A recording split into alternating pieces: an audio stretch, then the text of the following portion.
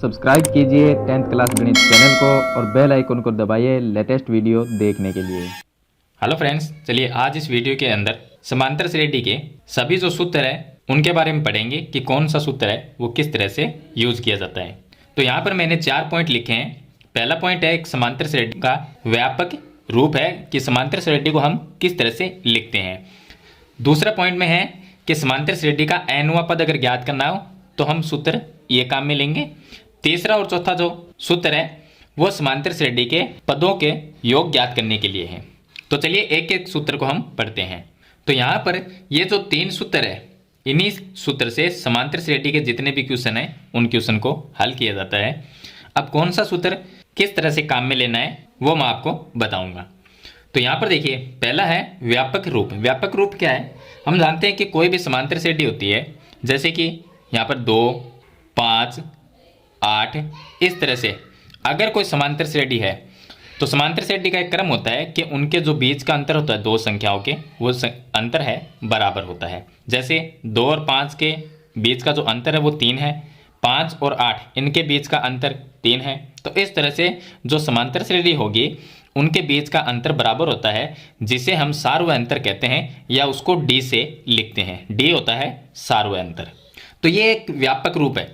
व्यापक रूप का मतलब है कि a का मतलब समांतर श्रेणी की पहली संख्या, a प्लस डी का मतलब समांतर श्रेणी का दूसरा पद, a प्लस 2d का मतलब होता है समांतर श्रेणी का तीसरा पद। इसी तरह से इसके आगे वाला जो चौथा पद होगा उसको हम लिखेंगे a प्लस 3d से। तो इस तरह से एक समांतर श्रेणी हम बना सकते हैं। अगर हमारे पास में a का मान हो और d का मान हो तो हम एक समांतर श्रेणी वो आसानी से बना सकते हैं। तो ये एक व्यापक रूप होता है समांतर श्रेणी का। चलिए उसके बाद में सूत्र की बात करते हैं पॉइंट नंबर 2 की। पॉइंट नंबर जो 2 है उसके अंदर सूत्र है nवां पद। मैंने यहाँ पर लिखा है कि nवां पद मतलब कोई भी समांतर श्रेणी अगर दी गई है और उसका nवां पद ज्ञात करना हो। nवां पद का मतलब ये होता है कि मान लीजिए हमें यह कहा जाए कि समांतर श्रेणी का 5वां पद ज्ञात करो, 10वां पद ज्ञात करो या 7वां पद ज्ञात करो, कोई भी पद ज्ञात करना हो तो वो इस सूत्र से करते हैं। इस सूत्र को हम लिखते हैं an बराबर में a प्लस n-1 गुणा में d। अब इसमें जो अलग अलग चीज़ें हैं वो मैं आपको समझा देता हूँ। यहाँ पर जो an है, an में जो n है उसकी जगह अगर मैं 1 लिखता हूँ तो ये a1 होगा। अगर n की जगह मैं 2 लिखता हूँ तो a2 होगा। n की जगह 3 लिखता हूँ तो a3 होगा। तो ये क्या हो जाएंगे? ये समांतर श्रेणी के पद हो जाएंगे। ये प्रथम पद, ये दूसरा पद और ये तीसरा पद। और यहाँ पर जो a है उसका मतलब होता है समांतर श्रेणी का पहला पद। n का मतलब समांतर श्रेणी में कितनी संख्याएं मतलब पद कितने हैं, तो वो n का मान हो जाएगा। और d यहाँ पर सार्वय अंतर है। अगर हमें प्रथम पद ज्ञात करना है, मान लीजिए प्रथम पद को छोड़िए, हमें अगर तीसरा पद ज्ञात करना है कि समांतर श्रेणी का तीसरा पद ज्ञात करो, इसका मतलब हमें ज्ञात करना है a3। तो a3 अगर ज्ञात करना है तो उसको लिखते हैं a प्लस 2d से, या आप ये सूत्र काम में ले सकते हो जिसमें आप a का मान रखो और d का मान रखो। n का मतलब हो गया कि हमें तीसरा पद ज्ञात करना है, तो यहाँ पर 3 आएगा तो यहाँ पर भी 3 आएगा। तो इस सूत्र से आप वैसे तो देखिए अलग अलग मान होने चाहिए आपके पास में। जैसे कि अगर an का मान है, यहाँ पर d का मान होगा, a का मान होगा तो आप n का मान निकाल सकते हैं। अगर आपको कोई पद निकालना है तो a, n और d का अगर आप मान रख के कोई भी इसका पद निकाल सकते हो। अगर आपको सार्वय अंतर d ज्ञात करना है तो आपके पास में n का मान होना चाहिए, a का मान होना चाहिए और an का मान होना चाहिए, तो आप सार्वय अंतर भी निकाल सकते हो। तो ये जो सूत्र है वो सूत्र इतना ही काम आएगा कि अगर आपको n का मान निकालना है या समांतर श्रेणी का कोई पद निकालना है, मान लीजिए छठा पद है, 10वां पद है, 15वां पद है, वो निकालना है तो ये सूत्र काम में लेना है। सार्वय अंतर निकालने के लिए ये सूत्र काम में ले सकते हो, प्रथम पद निकालने के लिए ये सूत्र आप काम में ले सकते हो।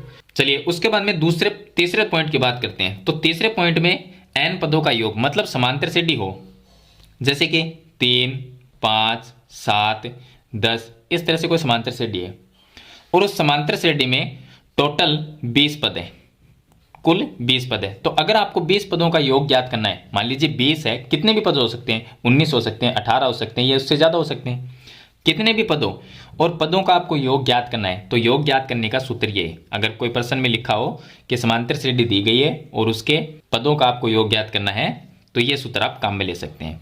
ये सूत्र है Sn बराबर n/2 और ब्रैकेट में 2a प्लस n-1 गुणा d।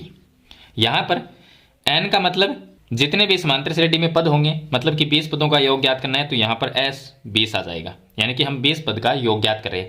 Sn का जो सूत्र है वो योग ज्ञात करने का ये, और यहाँ पर भी n की जगह 20 आ जाएगा। a की जगह प्रथम पद लिखना है, n की जगह फिर से वो 20 आ जाएगा, और d की जगह समांतर श्रेणी से सार्वंतर आपको ज्ञात करना है और वो लिखना है। तो इस तरह से आप कितने भी जो पद दिए गए हैं समांतर श्रेणी में उनका आप योग ज्ञात कर सकते हैं। उसके बाद में चौथा जो पॉइंट है, चौथे पॉइंट के अंदर जो सूत्र लिखा है मैंने वो है अंतिम पद दिया हो तो समांतर श्रेणी का योग कैसे ज्ञात करना है। मान लीजिए कोई प्रश्न दिया गया है, उस प्रश्न में ये लिखा है कि समांतर श्रेणी का अंतिम पद दिया गया है, मतलब कि अंतिम पद को हम an से भी लिखते हैं और l से भी लिखते हैं। अगर an या l का मान दिया गया है और उसमें लिखा हुआ है कि समांतर श्रेणी का योग ज्ञात करो, तब आप ये सूत्र लगा सकते हैं। इस सूत्र से भी होता है, इसमें भी, इससे भी योग ज्ञात कर सकते हैं, लेकिन फर्क ये है कि अगर आपको अंतिम पद दिया गया है समांतर श्रेणी का तो आप इस सूत्र से योग ज्ञात कर सकते हैं। तो इसमें देखिए Sn बराबर n/2 और ब्रैकेट में a प्लस l। तो यहाँ पर a मतलब प्रथम पद हो गया, l का मतलब अंतिम पद। l को an से भी लिखते हैं, एक ही बात है। अगर an का मान है तो इसका मतलब आप ये समझना कि वो l का मान है। तो l का मान मतलब अंतिम पद लिखना है, a का मतलब प्रथम पद समांतर श्रेणी का, n का मतलब जितने भी समांतर श्रेणी में पद होंगे वो यहाँ पर लिखने हैं आपको, और n का मान यहाँ पर भी वही जितने पद होंगे वो यहाँ पर आ जाएगा। मतलब कि 10 पद का ज्ञात करना तो S10 यहाँ पर आ जाएगा, और इस n की जगह 10/2 यानी कि 10 आ जाएगा, और आगे a और l का मान आपको लिखना है और समांतर श्रेणी का योग ज्ञात कर लेना है। तो ये 3 सूत्र है, मेन सूत्र यहाँ पर 3 है समांतर श्रेणी के। बाकी तो हम कैसे भी लिख सकते हैं, मतलब कि अगर आपको समांतर श्रेणी का 10वां पद ज्ञात करना है, मतलब कि A10 समांतर श्रेणी का 10वां पद ज्ञात करना है, तो आप उसको लिख सकते हो a + 9d, ये लिख सकते हो। अब समांतर श्रेणी होती है a1 a2 a3 a4, इस तरह से समांतर श्रेणी चलती है। प्रथम पद को a1 कहते हैं, दूसरे पद को a2, तीसरे पद को a3, चौथे पद को a4, इस तरह से लिखते हैं हम। तो यहाँ पर अगर आपको चौथा पद ज्ञात करना है तो चौथे पद को आप सीधा लिख सकते हो a+ में 3d, ये लिख सकते हो। तो यहाँ पर a और d का मान लिख के और चौथा पद इसका ज्ञात कर सकते हो। अगर आपको ऐसा लिखना है तब ठीक है, अगर नहीं है तो आप ये an वाला सूत्र काम में ले सकते हो।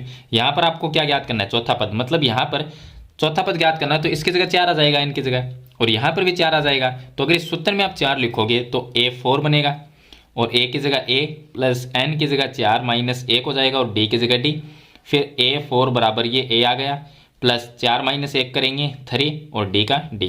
तो देखिए वापस ये बन जाएगा। तो ये मैंने डायरेक्ट लिखा है, और ये वो सूत्र है जिससे आप कोई भी पद ज्ञात कर सकते हो। तो मेरे ख्याल से इन सूत्र की आपको कंप्लीट जानकारी मिल गई होगी। इन सूत्र के द्वारा आप समांतर श्रेणी के जो क्वेश्चन है उनको आप आसानी से हल कर सकते हो। फिर भी अगर आपको कोई डाउट है तो मुझे कमेंट बॉक्स में जरूर लिखना। वीडियो अच्छी लगे तो इसे लाइक और शेयर जरूर कर देना। इस चैनल पे आप नए हैं तो सब्सक्राइब करना। हम मिलते हैं नेक्स्ट वीडियो में, तब तक के लिए थैंक यू।